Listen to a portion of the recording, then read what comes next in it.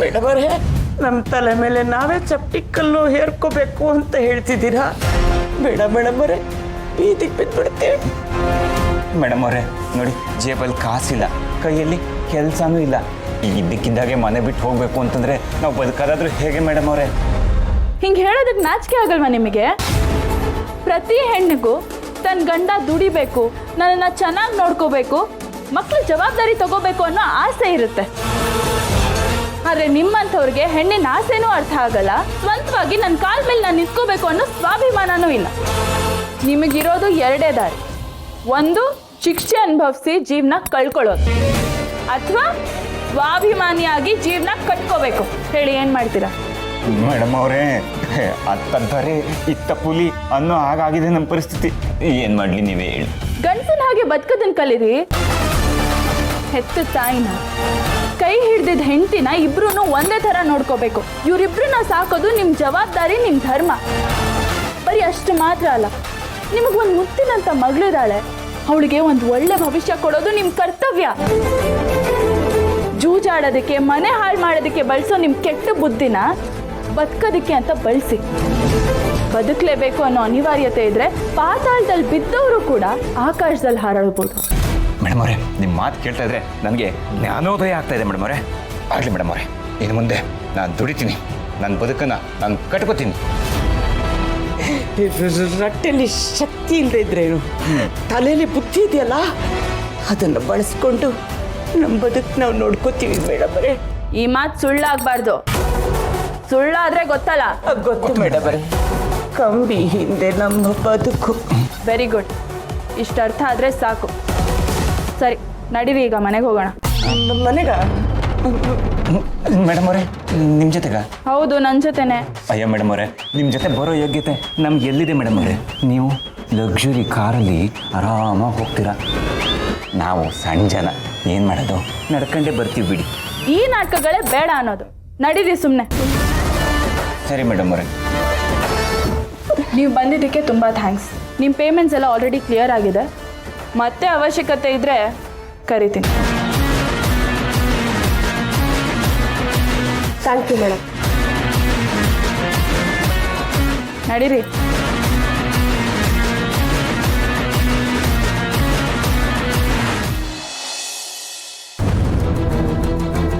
ನಿನ್ನ ಗಂಡನೇ ನಿನ್ನನ್ನು ಹುಚ್ಚಿ ಅಂತ ನಂಬಿದಾಯ್ತು. ಈಗ ನಿನ್ನ ಮಾತನ್ನ ಯಾರು ಈ ಮನೇಲಿ ನಂಬಲ್ಲ. ಅಯ್ಯೋ, ಇವಳು ಕೊಲಗಾತಿ, ಮೋಸಗಾತಿ ಅಂತ ಕೂಗಿ ಕೂಗಿ ಹೇಳು. ನಿನಗೆ ಹುಚ್ಚು ಜಾಸ್ತಿ ಆಗಿದೆ ಅಂತ ಅನ್ಕೊಂಡು ಮನೆಯವರೇ ಕರ್ಕೊಂಡೋಗಿ ನಿನ್ನನ್ನು ಹುಚ್ಚು ಆಸ್ಪತ್ರೆಗೆ ಸೇರಿಸ್ತಾರೆ. ಈ ಮನೇಲಿ ನನ್ನ ಪರಿಸ್ಥಿತಿ ಹೇಗಾಗೋಯ್ತು, ಒಂಟಿ ಆಗ್ಬಿಟ್ಟೆ ನಾನು.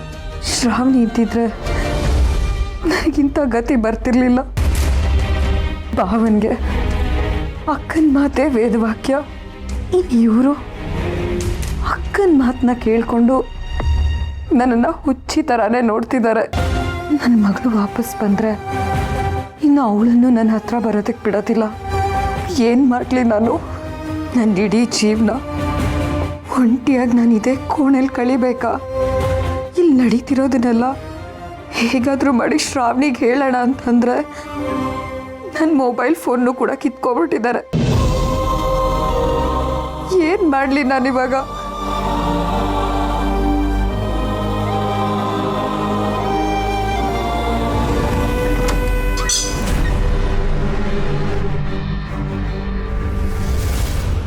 ಹೇಗಿದೆಯಾ ವಂದನಾ?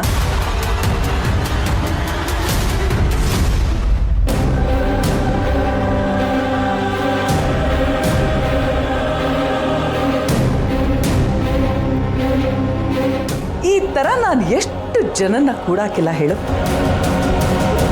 ಅಲ್ಲ, ಏನ್ ಧೈರ್ಯ? ಇಲ್ಲಿಂದ ಎಸ್ಕೇಪ್ ಆಗಕ್ಕೆ ನೋಡ್ತಿದ್ಯಾ? ನೋ ನೋ, ತಪ್ಪು. ಏನ್ ಗೊತ್ತಾ, ನೀನು ನನ್ನ ವಿಷಯ ತಿಳ್ಕೊಬಾರ್ದಾಗಿತ್ತು. ಒಂದು ಸಲ ನನ್ನ ವಿಷಯ ತಿಳ್ಕೊಂಡ್ರೆ ಅವರು ಈ ಚಕ್ರವ್ಯೂಹದಲ್ಲಿ ಸಿಕ್ಕಾಕೊಂಡಾಗೆ. ನಾನು ಹೆಣ್ದಿರೋ ಬಲೆಯಲ್ಲಿ ಸಿಕ್ಕಾಕೊಂಡು ಹೊರಗಡೆನೂ ಹೋಗಕ್ಕಾಗದೆ, ಒಳಗಡೆನೂ ಇರಕ್ಕಾಗದೆ ನರಳಿ ನರಳಿ ಸಾಯ್ಬೇಕು ಅಷ್ಟೇ.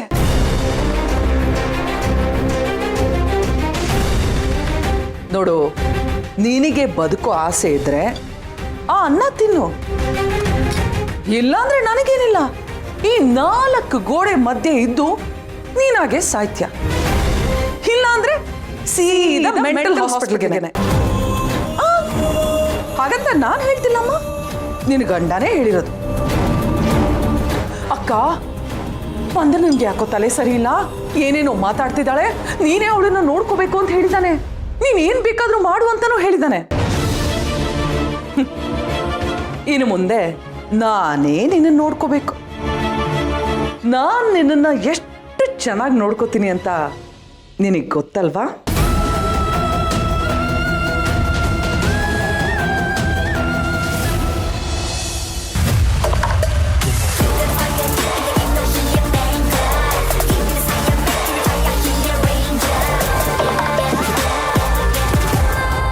ಸುಂದರ ದರಿದ್ರ ಏನ್ ಮಮ್ಮಿ? ಮೇಡಮ್ ಅವರು 300 ಕೋಟಿ ಆಸ್ತಿಗೆ ಒಡತಿನ ಅವ್ರ ಲೆವೆಲ್ಲೇ ಬದಲಾಗೋಯ್ತಲ್ಲ. ಅಯ್ಯೋ ಮಮ್ಮಿ, ಆ ಅಮ್ಮ ಹುಟ್ಟಾಗಿಂದ ಚಿನ್ನ ಸ್ಪೂನ್ನ ಬಾಯಲ್ಲಿ ಇಟ್ಕೊಂಡೇ ಹುಟ್ಟಿರೋದು ಮಮ್ಮಿ. ಏನೋ ಮಧ್ಯದಲ್ಲಿ ನಮ್ಮ ಮನೆ ಬಂದು ಅವ್ರ ಜೀವನ ಒಂಚೂರು ಬದಲಾಗಿತ್ತು ಅಷ್ಟೇ. ಹಂಗಂತೀಯ? ಅಲ್ಲಲ್ಲಿ ದರಿದ್ರ ನಮ್ಮನ್ನ ಮನೆಗೆ ಕರ್ಕೊಂಡು ಹೋಗೋಕೆ ದೊಡ್ಡ ರೇಂಜ್ ರಿವರೇ ಇರುತ್ತಲ್ಲ, ಯಾವುದೋ ಒಂದು ಒಟ್ಟು ಲಕ್ಸುರಿ ಕಾರ್ ಅಂತೂ ಬಂದಿರುತ್ತೆ. ಎ ಸಿ ಹಾಕೊಂಡು ಆರಾಮಾಗಿ ಹೋಗೋಣ ಬಾ.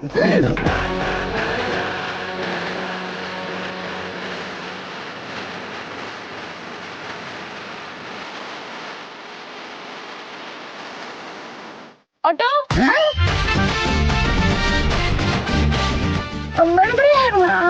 ಆಟೋನ? ಹೌದು, ನಾವಿವಾಗ ಅದರಲ್ಲೇ ಹೋಗ್ಬೇಕು. ಏನ್ ಮೇಡಮ್ ಅವ್ರೆ, 300 ಕೋಟಿ ಆಸ್ತಿ ಬಂದಿದೆ ಅಂತೀರಾ? ಆಟ ತಗೊಂಡ್ಬಂದಿದ್ದೀರಲ್ಲ, 80 ರೂಪಾಯಿ ಕೊಟ್ಟು ನಾವು ಆಟೋದಲ್ಲಿ ಹೋಗೋದಾ?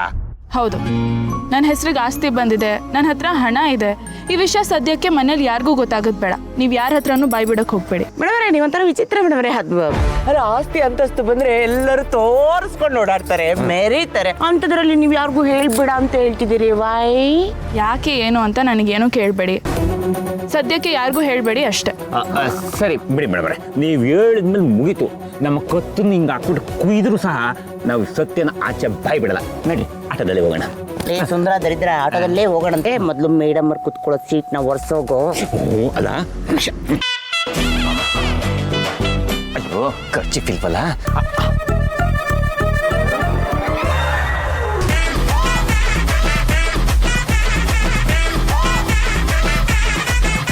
ಮೇಡಮ್ ಅವರೇ ಬನ್ನಿ, ಬಲಗಾಲಿ ತತ್ತಿ ಮೇಡಮ್. ಹೋಗಲಿ ಮಮ್ಮಿ, ಹಿರಿಯ ನಾಗರಿಕರ ಮೊದಲು ನೀವು ಹೋಗ್ ಮಮ್ಮಿ. ಮಮ್ಮಿ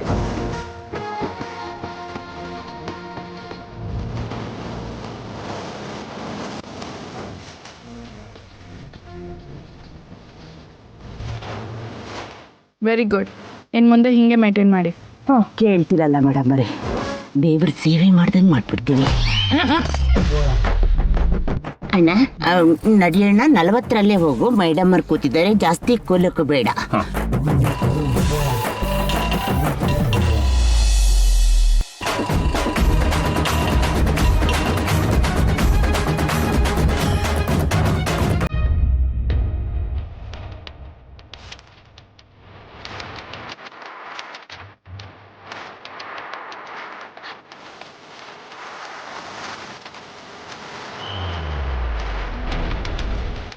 ಸಾಕು, ನಾವು ಮನೆಗೆ ಬಂದಿದ್ದಾಯ್ತು. ಅಲ್ಲಿ ಏನೇ ನಡೆದಿದೆ ಅದನ್ನೆಲ್ಲ ಅಲ್ಲಿಗೆ ಬಿಟ್ಬಿಡಿ. ಆದರೆ ನಾನು ಏನು ಹೇಳಿದ್ದೀನಿ ಅದನ್ನು ಮಾತ್ರ ತಲೆಯಲ್ಲಿ ಇಟ್ಕೊಳ್ಳಿ. ಮೊದಲೆಲ್ಲ ಈ ಮನೇಲಿ ನನ್ನನ್ನು ಹೇಗೆ ನೋಡ್ಕೋತಾ ಇದ್ರು, ಹೇಗೆ ಮಾತಾಡಿಸ್ತಿದ್ರು, ಇನ್ನು ಮುಂದೆನೂ ಹಾಗೆ ಮಾತಾಡಿಸ್ಬೇಕು, ಹಾಗೆ ನೋಡ್ಕೋಬೇಕು. ಮೇಡಮ್ ಅವರೇ, ಅದೆಲ್ಲ ಆಗುತ್ತೆ ಮೇಡಮ್ರೆ. ನೀವು ಕೋಟ್ಯಾಧೀಶ್ವರರು, ಕೋಟಿ ಕೋಟಿ ಆಸ್ತಿ ಇರೋವಂಥವ್ರು. ನಿಮ್ಮನ್ನ ಮೊದಲಿನ ಥರನೇ ಮಾತಾಡ್ಸೋಕ್ಕಾಗುತ್ತಾ? ಅಲ್ಲ ಮತ್ತೆ ಆಗತ್ತೆ ಮೇಡಮ್ ಅವರೇ. ನಿಮ್ಮ ಮುಂದೆ ನಿಂತ್ಕೊಳ್ಳೋ ಯೋಗ್ಯತೆನಾರು ನಮ್ಗೆ ಎಲ್ಲಿದೆ ಮೇಡಮ್ ಅವರೇ? ಇನ್ನು ಮುಂದೆ ಮೇಡಮ್ ಅವ್ರು ಏನು ಹೇಳಿದ್ರು ಅದಕ್ಕೆಲ್ಲ ಹಿಂಗೆ ಕೋಲೆ ವಸಂತರ ತಲೆ ಎಲ್ಲ ಆಡಿಸ್ಕೊಂಡಿದ್ಬಿಡ್ತೀವಿ. ಹೌದೌದು, ನಿಮ್ಮ ಮುಂದೆ ನಿಲ್ಲಕ್ಕೆ ನಮ್ಗೆ ಯೋಗ್ಯತೆ ಇಲ್ಲ ಮೇಡಮ್. ಅದಕ್ಕೆ ಹಿಂದೆ ನಿಂತ್ಕೊಂಡೇ ಬರ್ತೀವಿ. ನೀವು ಮುಂದೆ ಮುಂದೆ ಇರಿ. ಬೆನ್ನಕ್ಕೆ ಚೂರಿ ಹಾಕಕ್ಕೆ ಇಷ್ಟಪಡೋರು ಯಾವಾಗಲೂ ಬೆನ್ನ ಹಿಂದೆನೇ ಇರ್ತಾರೆ. ಇಲ್ಲ, ಮುಂದೆ ಬರ್ತೀವಿ. ನಮ್ಮ ಅಪ್ಪನ ಹೆಸರು ಹೇಳ್ಕೊಂಡು ಜನಕ್ಕೆ ಮೋಸ ಮಾಡುವಾಗ ಈ ಬುದ್ಧಿ ಎಲ್ಲಿತ್ತು? ಸಗಣಿ ತಿಂತಾ ಇತ್ತು ಮೇಡಮ್ ಅವರೇ. ನೀವೇನೋ ದೊಡ್ಡ ಮನುಷ್ಯರು, ದೊಡ್ಡ ಮನ್ಸು ಮಾಡಿ ನಮ್ಮನ್ನ ಕ್ಷಮಿಸ್ಬಿಡಿ. ಮೇಡಮ್ ಎಲ್ಲ ಇವನಿಂದನೇ ಚೂಸ್ಕೋರ. ಆಯ್ತು ಆಯ್ತು ಆಯ್ತು, ಇಷ್ಟೊಂದು ನಾಟಕ ಮಾಡಬೇಡಿ. ಅತಿ ವಿನಯಂ ಧೂರ್ತ ಲಕ್ಷಣಂ ಅಂತ ಗೊತ್ತಿದೆ ನನಗೆ. ನಾನು ಹೇಳಿದೆಲ್ಲ ನೆನಪಲ್ಲಿ ಇಟ್ಕೊಂಡು ನಾನು ಹೇಳೋ ಹಾಗೆ ನಡ್ಕೊಂಡ್ರೆ ಸಾಕು. ನಾಳೆನೇ ನೀವು ಈ ಮನೆ ಬಿಟ್ಟು ಹೋಗ್ಬೇಕು. ಜೊತೆಯಲ್ಲಿ ಮಗುನ ಹಾಗೂ ನಿಮ್ಮ ಹೆಂಡ್ತಿನ ಚೆನ್ನಾಗಿ ನೋಡ್ಕೋಬೇಕು. ಕಷ್ಟಪಟ್ಟು ದುಡ್ದು ಮನೇನ ನಿಭಾಯಿಸ್ಬೇಕು. ಬರೀ ಅಷ್ಟು ಮಾತ್ರ ಅಲ್ಲ, ಈ ವಿಷಯನ ಮನೆಯವ್ರಿಗೆಲ್ಲ ಹೇಳಿ ನೀವೇ ಒಪ್ಪಿಸ್ಬೇಕು. ಗೊತ್ತಾಯ್ತು ಮೇಡಮ್ ಅವರೇ, ನೀವು ಅದ ಹೆಂಗೆ ಹೇಳ್ತೀರೋ ಹಂಗೆ. ಮೇಡಮ್ ಅವರೇ, ನನ್ನ ಮಗ ಸೊಸೆ ಮೊಮ್ಮಗಳು ಬೇರೆ ಮನೆಗೆ ಹೋಗ್ಲಿ, ನಾನು ಕಸ ಗುಡ್ಸ್ಕೊಂಡಿದ್ಬಿಡ್ತೀನಿ. ಮನೇಲೇ ಕಸ ಗುಡಿಸ್ತೀರಾ ಅಥವಾ ಜೈಲಲ್ಲಿ ಗುಡಿಸ್ತೀರಾ?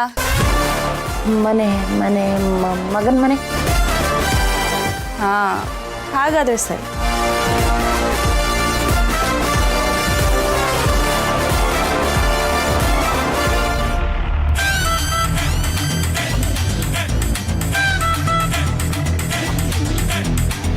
ಅರೆ ಇದೇನಿದು 100 ಜನ ಒಟ್ಟಿಗೆ ಬರ್ತಾ ಇದ್ದೀರಲ್ಲ?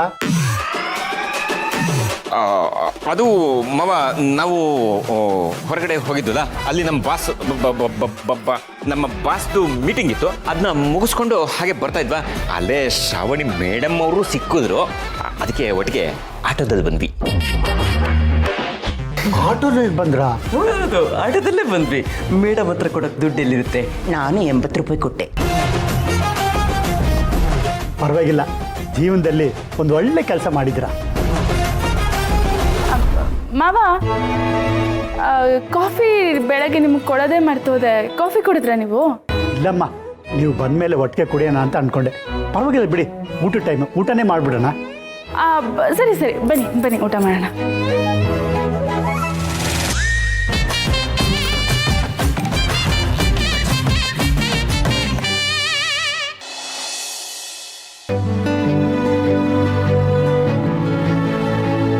ಶ್ರಾವಣಿಯಮ್ಮ, ಎಲ್ಲೋಗ್ಬಿಟ್ಟಿದ್ರಿ? ನೀವಿಲ್ಲದೆ ಮನೆಯೆಲ್ಲ ಬಿಕ್ಕೋ ಅನ್ನಿಸ್ತಿದೆ. ಯಾಕೋ ಏನೋ ನಿಮ್ಮನ್ನು ಸ್ವಲ್ಪ ಹೊತ್ತು ನೋಡದೆ ಇರೋಕ್ಕೆ ಆಗ್ತಿಲ್ಲ. ಇನ್ಮೇಲೆ ನೀವೆಲ್ಲರೂ ಹೋಗೋದಿದ್ರೆ ಮುಂಚೆನೇ ನನಗೂ ಹೇಳ್ಬಿಡಿ, ನಾನು ರೆಡಿಯಾಗಿ ಬರ್ತೀನಿ. ಆರಾಮಾಗಿ ಎಲ್ಲ ಕಡೆ ಸುತ್ತಾಡ್ಕೊಂಡು ಬರೋಣ. ಅಯ್ಯೋ, ನಾನೊಬ್ಳು ದಡ್ಡಿ, ಸುತ್ತಾಡ್ಕೊಂಡು ಸುಸ್ತಾಗಿ ಬಂದಿರ್ತೀರ. ಕುಡಿಯೋಕ್ಕೆ ನೀರು ಕೊಡದೆ ನಿಲ್ಸ್ಕೊಂಡೇ ಮಾತಾಡ್ತಾ ಇದ್ದೀನಿ. ಇರಿ, ನೀರು ತೊಗೊಂಬಂದು ಕೊಡ್ತೀನಿ, ಕುಡಿದ್ಬಿಟ್ಟು ಸ್ವಲ್ಪ ವಿಶ್ರಾಂತಿ ತಗೊಳ್ಳಿ. ಅತ್ತೆ,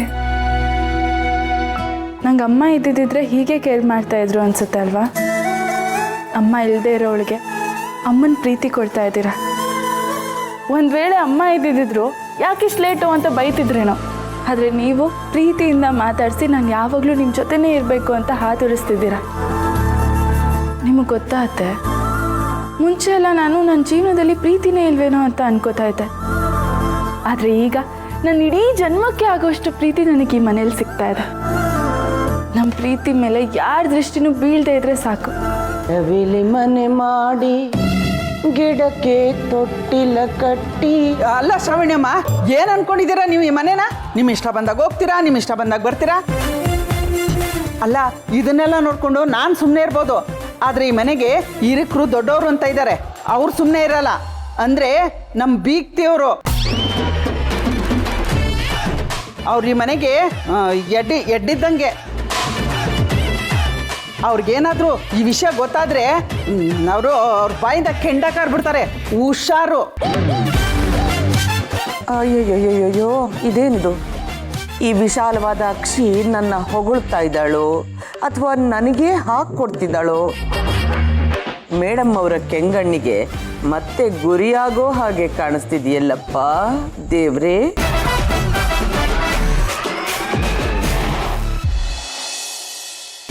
ನಿಮಗೆ ಹೇಳಿದ್ನಲ್ಲ ಸರ್, ಯಜಮಾನರು ಸ್ವಲ್ಪ ಲೇಟಾಗಿ ಸಿಗ್ತಾರೆ. ಅವ್ರ ಸೆಷನಲ್ಲಿರುವಾಗ ಯಾರನ್ನೂ ಭೇಟಿ ಆಗಲ್ಲ. ಕೆಲಸ ಎಲ್ಲ ಮುಗಿದ ಮೇಲೆ ಭೇಟಿ ಆಗಕ್ಕೆ ಹೇಳ್ತೀನಿ. ನಿಮ್ಮ ವಿಷಯನೂ ಹೇಳ್ತೀನಿ, ಸರಿನಾ? Okay okay. ಯಾರ್ದು ಫೋನು? ಸರ್, ಇದು HSR ಎಜುಕೇಷನಲ್ ಟ್ರಸ್ಟಿಂದ ಕಾಲ್ ಮಾಡಿದರು. ಅವ್ರು ಇಂಜಿನಿಯರಿಂಗ್ ಕಾಲೇಜ್ಗೆ ಯಜಮಾನ್ರ ಅಪ್ರೂವಲ್ ಬೇಕಂತೆ, ಅದಕ್ಕೆ ಭೇಟಿ ಆಗ್ತೀನಿ ಅಂತ ಹೇಳಿದ್ರು. ನಾನು ಈ ಥರ ಹೇಳಿದೆ. ಅದಕ್ಕೆ ನೀನೇ ಬೇಡ ಅಂದ್ಬಿಟ್ಟಿಯಾ? ಅಲ್ಲ, ಈ ನಿರ್ಧಾರಗಳನ್ನ ತಗೊಳ್ಳೋದಕ್ಕೆ ನೀನು ಯಾರು ಅಂತ? ನೀನು ಅಣ್ಣನ PA ಅಷ್ಟೇ, ಅವ್ನು ಹೇಳಿದ ಕೆಲಸನ ಅಷ್ಟೇ ಮಾಡಬೇಕು. ಸುಮ್ಮನೆ ತಲೆಟೆಲ್ಲ ಮಾಡಬೇಡ. ಸುರೇಂದ್ರ, ಅಣ್ಣ ಸೆಷನ್ಗೆ ಟೈಮ್ ಆಯಿತು, ಹೊರಡೋಣ. ಆಮೇಲೆ ಆ ಸೆಕ್ರೆಟ್ರಿಗೆ ಪಾಯಿಂಟ್ಸ್ ನೋಟ್ ಡೌನ್ ಮಾಡೋಕ್ಕೆ ಹೇಳಿದ್ದೆ, ಮಾಡಿದಾರಾ? ಅಣ್ಣ ಕೊಟ್ಟಿದ್ದಾರೆ. ಆದರೆ HRS ಎಜುಕೇಷನ್ ಟ್ರಸ್ಟ್ ಅವರು ನಿನ್ನನ್ನು ಭೇಟಿ ಮಾಡಬೇಕು ಅಂತ ಇವನಿಗೆ ಕಾಲ್ ಮಾಡಿದ್ರಂತೆ. ಅರೆ, ಸೆಷನ್ ಇರುವಾಗ ನಾನು ಹೇಗೋ ಭೇಟಿ ಮಾಡಲಿ? ಇದನ್ನು ನನ್ನೇ ಕೇಳಬೇಕಾ? ಸೆಷನ್ ಇರುವಾಗ ನಾನು ಯಾರನ್ನೂ ಭೇಟಿ ಮಾಡಲ್ಲ. ಇದು ನಾನು ಕೇಳೋ ಅವಶ್ಯಕತೆನೇ ಇಲ್ಲ. ಅಂದಾಗೆ ಆ LCD ಸ್ಲೇಟ್ಸ್ ಮಾಡ್ತಾ ಇದ್ರಲ್ಲ ಡೂಪ್ಲಿಕೇಟು, ಆ ಫ್ರಾಡ್ ಗ್ಯಾಂಗ್ ಸಿಕ್ಕಾಕೊಂತ? ಇನ್ನೂ ಇಲ್ಲ ಯಜಮಾನ್ರೆ, ಒಂದು ಸ್ವಲ್ಪ ಟೈಮ್ ಕೊಡಿ, ನಾನು ಹುಡುಕ್ಸ್ತಾ ಇದ್ದೀನಿ. ಅವ್ರು ಯಾರು ಅಂತ ಗೊತ್ತಾದ ತಕ್ಷಣ ನಿಮ್ಗೆ ಹೇಳ್ತೀನಿ. ಇವನ ಕೈಲಿ ಎಲ್ಲ ಆಗುತ್ತೆ. ಸುಮ್ಮನೆ ನೀನು ಇವನಿಗೆ ಜವಾಬ್ದಾರಿ ವಹಿಸ್ತಿದ್ಯಾ ಅಷ್ಟೇ. ಇಲ್ಲ ಸುರೇಂದ್ರ, ಲೋಕಲ್ ಪೊಲೀಸ್ ಸ್ಟೇಷನಿಂದ ಫೋನ್ ಬಂದಿತ್ತು. ಸುಬ್ಬು ಅವಾಗವಾಗ ಹೋಗಿ ವಿಚಾರಿಸ್ತಾ ಇದ್ದಾನಂತೆ. ಆ ಫ್ರಾಡ್ ಮಾಡ್ತಾ ಇದ್ದ ಕಿಂಗ್ ಪಿನ್ ಸಿಗಾಕೊಂಡಿದ್ದಾನಂತೆ, ಗ್ಯಾಂಗ್ ಸಿಗಾಕೋತಾ ಇಲ್ಲ ಅಷ್ಟೇ. ಯಾರೋ ಹೆಣ್ಮಗಳು ಅವ್ರು ಯಾರು, ಅವ್ರು ಇದ್ದಿದ್ದ ಸ್ಥಳ ಏನು ಅಂತ ಮಾಹಿತಿ ಕೊಟ್ಟಿದ್ದಾರಂತೆ. ಹೌದಣ್ಣ? ಯಾರದು? ನನಗೂ ಗೊತ್ತಿಲ್ಲ ಸುರೇಂದ್ರ. ಒಟ್ಟಿನಲ್ಲಿ ನನ್ನ ಹೆಸರಿಗೆ ಅಂಟ್ಕೋತಾ ಇದ್ದ ಮಸಿನ ಆ ಹುಡುಗಿ ತಡೆದಿದ್ದಾಳೆ. ಅವಳು ಚೆನ್ನಾಗಿರ್ಬೇಕು. ಅಣ್ಣ, ಜೊತೆಗೆ ಲೋಕದವ್ರು ಕೆಲವರು ಸ್ಲೇಟ್ಗಳನ್ನ ಮಾರ್ತಾ ಇದ್ರು ಅಂತ ಮಾಹಿತಿ ಬಂದಿದೆ. ಅದೆಲ್ಲ ನೀವು ತಲೆ ಕೆಡಿಸ್ಕೋಬೇಡಿ, ಅದು ಲೋಕಲ್ ಪೊಲೀಸ್ ನೋಡ್ಕೋತಾರೆ. ನಾನು ಪ್ರಾಜೆಕ್ಟ್ ಬಗ್ಗೆ ಗಮನ ಕೊಡಿ. ಫೈಲ್ಸ್ ತೊಗೊಂಡು ಬಾ. ಸರಿ ಯಜಮಾನ್ರೆ. ಸುರೇಂದ್ರ ಸರ್, ವಂದನಾ ಮೇಡಮ್ನ ನೋಡಿ ತುಂಬ ದಿನ ಆಯಿತು. ಎಲ್ಲಿದ್ದಾರೆ, ಹೇಗಿದ್ದಾರೆ, ಊರಿಗೆ ಏನಾದರೂ ಹೋಗಿದ್ದಾರಾ? ಅದೆಲ್ಲ ನಿನಗೆ ಯಾಕೋ? ಅದು ನಮ್ಮನೆ ವಿಷಯ. ನನಗೆ ನಮ್ಮನೆ ವಿಷಯನ ಬೇರೆಯವ್ರು ಮಾತಾಡೋದು ಇಷ್ಟ ಆಗಲ್ಲ. ಅಣ್ಣ ಏನು ಕೆಲಸ ಹೇಳಿದ್ನೋ ಅಷ್ಟು ಮಾಡು. ಫೈಲ್ ತಗೊಂಡು ಹೋಗು. ಸಾರಿ ಸರ್, ಕ್ಷಮಿಸ್ಬಿಡಿ.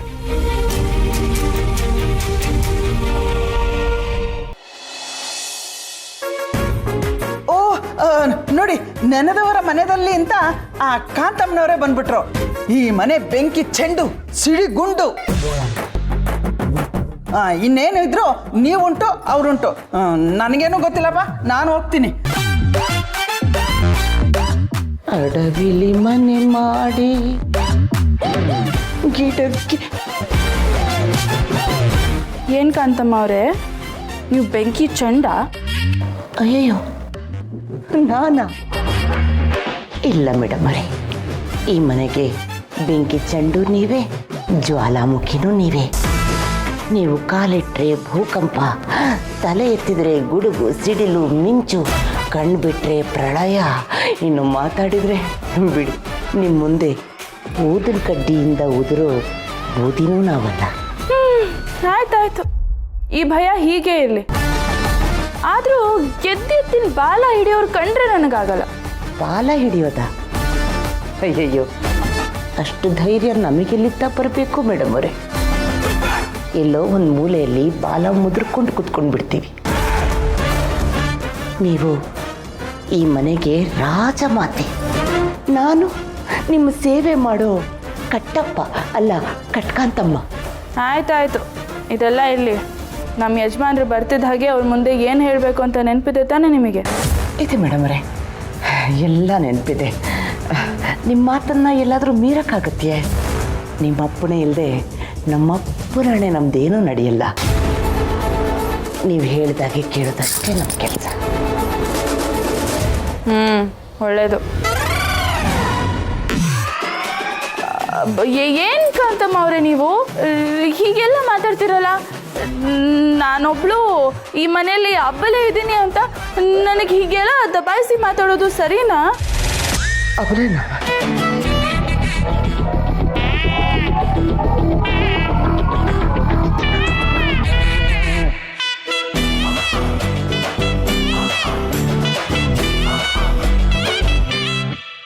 ಏನು ಶ್ರಾವಣಿಯಮ್ಮವ್ರೆ, ನಮ್ಮ ದೀಪ್ತಿಯವ್ರು ಏನಾರು ಅಂತಿದ್ರಾ? ಅಯ್ಯೋ, ಅನ್ಲಿ ಬಿಡಿ ಮಾವ, ಹಿರಿಯೋರಲ್ವಾ, ಮನೇಲಿ ಶಾಂತಿ ನೆಮ್ಮದಿ ಇರಬೇಕು. ಅದಕ್ಕೋಸ್ಕರ ಇವ್ರು ಏನೇ ಅಂದರೂ ನಾನು ಸುಮ್ಮನೆ ಇರ್ತೀನಿ, ಅದನ್ನು ಸಹಿಸ್ಕೋತೀನಿ, ಬಯಸ್ಕೋತೀನಿ. ಆದರೆ ನೀವು ಮಾತ್ರ ಕಾಂತಮ್ಮ ಅವ್ರಿಗೆ ಏನು ಹೇಳೋಕೆ ಹೋಗಬೇಡಿ. ಇವ್ರನ್ನ ಕಂಡ್ರೆ ನನಗೆ ಭಯ ಆಗುತ್ತೆ. ಇವರು ನೋಡಿದ್ರೆ ನನಗೆ 100 ಡಿಗ್ರಿ ಜ್ವರ ಬರೋ ಥರ ಆಗ್ತಾ ಇದೆ. ಅಂಥದ್ರಲ್ಲಿ ನನ್ನ ನೋಡಿದ್ರೆ ಭಯ ಆಗುತ್ತಂತೆ. ಈ ಮೇಡಮ್ಮನ್ನ ಏನೋ ಅನ್ಕೊಂಡಿದ್ದೆ. ಈ ಮೇಡಮ್ನವರು ಭಾರಿ ಇದ್ದಾರೆ, ಮಹಾನಟಿ. ಅನಂತ ಶಯನ ಪದ್ಮನಾಭ, ನೋಡಿ ಏನಾದರೂ ಬಾಯಿ ತಪ್ಪಿ ನಿಮ್ಗೇನಾದರೂ ಮಾತಾಡಿದರೆ ಹೊಟ್ಟೆಗೆ ಹಾಕೊಂಬಿಡಿ. ಬೈದು ಹೇಳೋರು ಬದುಕೋಕೆ ಹೇಳ್ತಾರಂತೆ. ಏನೋ 4 ಬುದ್ಧಿ ಮಾತು ಹೇಳ್ತಿದ್ದೆ ಅಷ್ಟೇ. ಏನೋ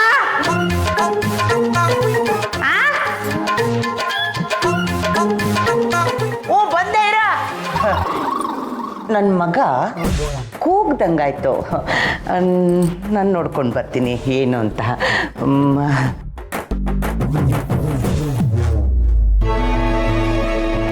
ಶ್ರಾವಣಿಯಮ್ಮವ್ರೆ, ಮಾವ ನಾನು ಹೋಗಿ ಫ್ರೆಶ್ ಅಪ್ ಆಗಿ ಬರ್ತೀನಿ, ಊಟ ಮಾಡೋಣ. ಶ್ರಾವಣಿಯಮ್ಮವ್ರೆ, ಇದೇನಿದು?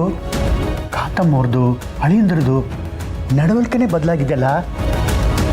ಇದ್ರ ಹಿಂದೆ ನಿಮ್ಮ ಕೈವಾಡನೇ ಇದೆ ಅನಿಸ್ತಿದೆಯಲ್ಲ.